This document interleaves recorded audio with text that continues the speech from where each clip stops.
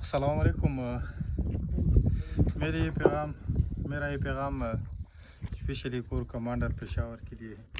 سر جی, یہ ہمارا علاقہ ہے سینٹرل کرم, جو 2009 ملٹری آپریشن میں تباہ ہو چکا ہے. تقریباً 2000 ملٹری آپریشن میں ہمارا جتنا بھی سینٹرل کرم ہے وہ سارا کے سارا, یعنی جتنی بھی ہماری بڑی قوم ہے, قوم علی شرزائی, قوم مسوزائی اور قوم علی شرزائی کے ساتھ ساتھ قوم زیموش اور پڑا چمکنی کے اکثر علاقے اس آپریشن میں زمین دوز ہو چکے ہیں.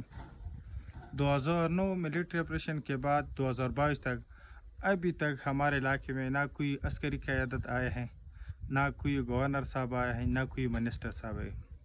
ان لوگوں کے ابھی بھی گھر اسی طرح پڑے ہیں جسی طرح آپ ابھی بھی یہ منظر پیش کر رہے ہیں.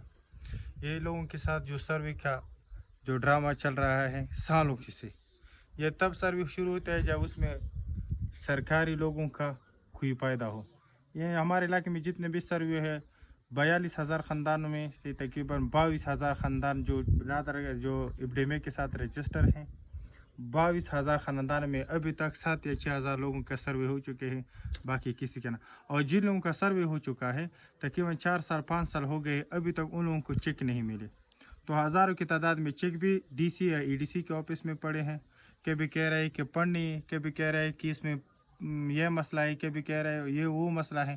تو ہم نے اسی حوالے سے آئی ڈی پیز کی حقوق کے حوالے سے ہم نے ہر آفس کا دروازہ کٹکھٹایا ہے.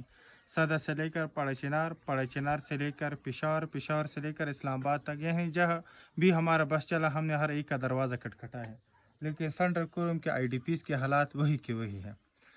ہم نے پچھلی 1 سال پہلے ہم نے مزار شاہین صاحب سے بھی ہم نے بات کی تھی. پھر انہوں نے ہمارے ساتھ کمٹمنٹ کیا کہ ہم انشاءاللہ کے علاقے میں ضرور آئیں گے.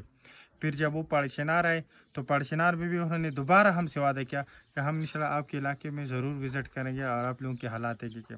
تو میں کور کمانڈر سے آپ سے اسپیشلی ریکویسٹ کرتا ہوں کہ آپ کرم کے آئی ڈی پیز کے حوالے سے, یہ جو سینٹرل کرم کی ملٹری آپریشن کے وجہ جو لوگ آئی ڈی پیز ہو چکے ہیں اس کے سروے کے حوالے سے, اس کے امدادی پیکج کے حوالے سے, اس کے یہاں جو اتنی ترقی یافتہ کامیں ہوئی ہیں اس کے حوالے سے آپ ایک ٹیم تشکیل دیجیے, تاکہ سرکاری کاغذات میں جو ہمارے رپورٹ شائع ہوتے ہیں یا جو ریہیبلیٹیشن کے نام پر جو فنڈ ضائع ہو رہے ہیں اس کا بھی آپ کو اچھی طرح اندازہ ہو جائے گا, اور لوگوں کے جو مسائل ہے اس کا بھی آپ کو بخوبی اندازہ ہوگا. Thank you so much.